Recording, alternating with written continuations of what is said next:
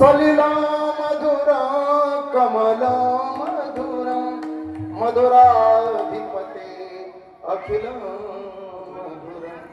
इतरांचं सोडा महाराज, त्याच्या साजऱ्या गोजऱ्या रूपाला पाहून यशोदाच कावरी बावरी व्हायची. एकदा असं घडलं, आई मंथन करत होती. भगवान आले, आई काय चाललंय? आई म्हणली मंथन. काय होतं यानं? आई म्हणली दोन पदार्थ, एक लोणी आणि दुसरं ताक. देव म्हणले हे बघ, तू मंथन केलं तर लोणी ताक दोनच पदार्थ होतील, पठ्यानं जर मंथन केलं तर 14 रत्नच काढीत असतो. लक्ष्मी कौस्तुभ पारिजात सुरा धन्वंतरी चंद्रमा. आई म्हणले आला मोठा हो तिकडं. रडायला लागले. नंदबाबा आले, का रडतोय? म्हणले मंथन करू दे. म्हणतोय ना दे. इलाज पण माठाला चौरंग लावला आणि उभं राहून कृष्ण मंथन करू लागले. नंदबाबा निघून गेले. आई मात्र ते कौतुक पाहू लागली.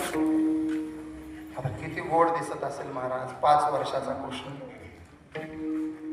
दही मंथन करतोय, हात पुढे मागे होत आहे, छाती लपलप करायला लागली, श्वास फुलून आला आणि यशोदा असं हनवटीला हात लावून एकटं भगवंताकडे पाहायला लागली.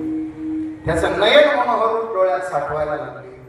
मानेवर फिरवणारे कुरळे कुरळे केस, उंच भरीव कपाळ, धनुष्याकृती भुवया, आठाशाकड्यासारखं नाक, त्रिकोणाकृती हनवटी, सफरचंदासारखे गाल, गुलाब पाकळ्यासारखे ओठ, सावळा वर्ण, डोक्याला मोठ पिसांचा थोडा, गळ्यामध्ये रान फुलांची माळा, 2 कर्दळीचे गाभे उभे केले की काय अशा वाटणाऱ्या मांड्या त्याचे पाय, त्याच्यावर पिवळा पितांबर नेसलाय, त्याच्यावर शेला गुंडाळा, गळ्यामध्ये उत्तरीय टाकलंय, कमरेच्या शेल्यात बासरी खोली.